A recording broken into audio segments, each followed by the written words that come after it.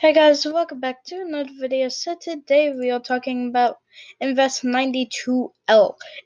It is around 1,000 miles east of the Windward Islands, and it actually has been getting less organized, but more favorable conditions. So this general area where we do see a blow up of convection is where the low pressure is located. Actually, the low pressure is located right there. And it's moving this way. So this is the track of the GFS. The GFS is the red line and the CMC is the pink line.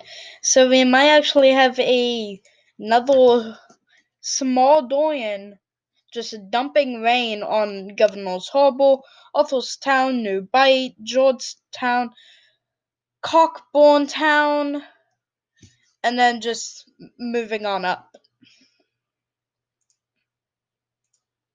So this is where it is located at the moment.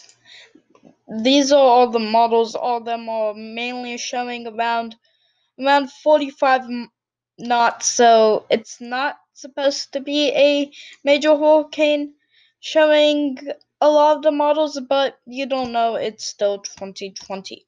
So most of the models, well, the CMC, most of the models say possible landfall in the Outer Banks and possible landfall in Florida. This is the GEFS. A lot of the models say US, Canada landfall, the East Coast landfall. The GEPS also says landfall.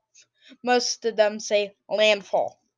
So I'll be right back with the wind chill and temperature and all that. Okay, so we are now seeing the wind chill from the GFS, and then we are going to see the wind chill from the CMC after this. So, we see the wind chill for the storm is like where the central location is pretty good, but the wind chill kind of gets to it whenever it reaches further inland, and it, well, not further inland, but further towards it, and then we just see that it kind of scatters around there, doesn't really do much. So now let's check the CMC. So the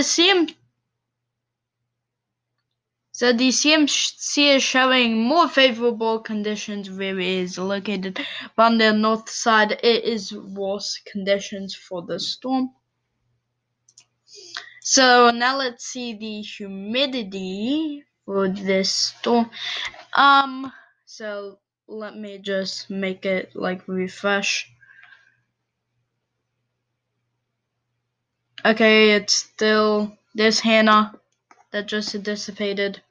And then, so the humidity is pretty good for this storm.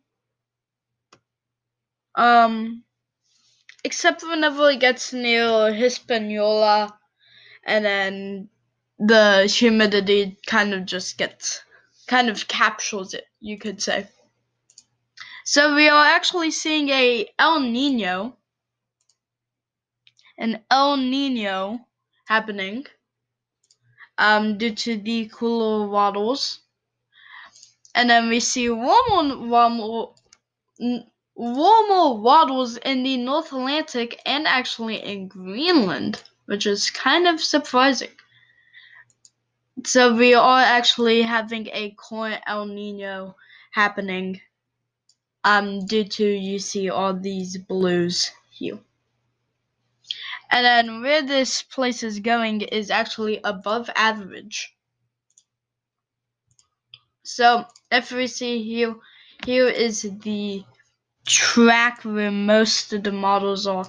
Let me do this in a different color so you can actually see it. Let me do it in that color. So this Here is the general track for the storm. It kind of goes like in a L shape, or you could say a boot shape. But most of the models are kind of showing in this general area. So now we are going into the wind speed. So this is the HWRF parallel. Now let's see what it wants to do. So it's actually making the storm get up to like a 60 knot storm. And actually I saw the latest, and look at this, 101 knots. 101 point. Well, I'm gonna do the math at the end. At the highest peak.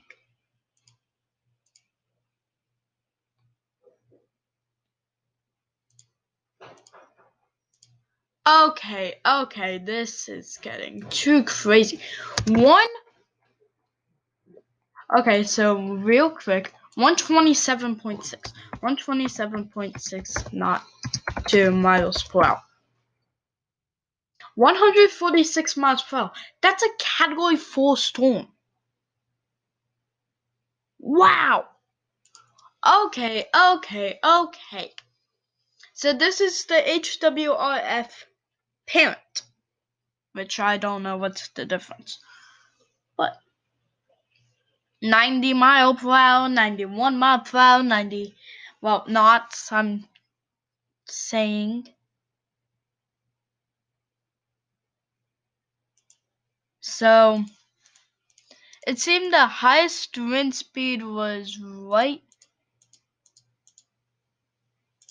here, 109.2. 125 miles per hour, Cat 3, Cat 4. This is what the HWRF says. So this actually could be a major hurricane.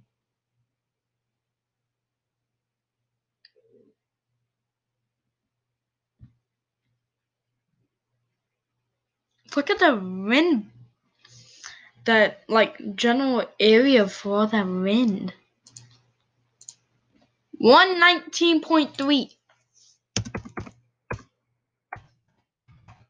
That's 137 miles per hour, Cat 3, Cat 4. Here is the HMON.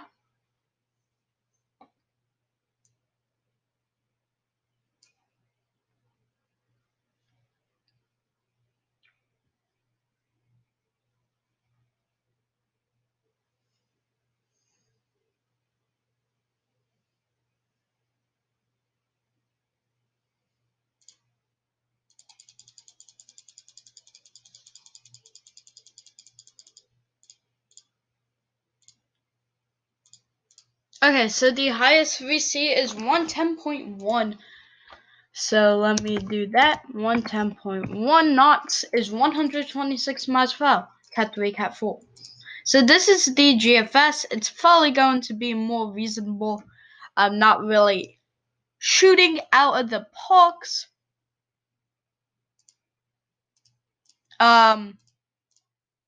So there is 72 knots. So 72 is 82 miles per hour. So that is a Category 1. This is what the CMC shows. So the CMC, I think the CMC is just going to be way too ridiculous. Ridiculous with the winds. 92 knots. 92. That's 105, so a Category 2. Let's see the ECMF or your model for velocity. So the Euro says it's going to go the southern track, which could possibly mean a recall storm. This is the GFS. There is our storm right there.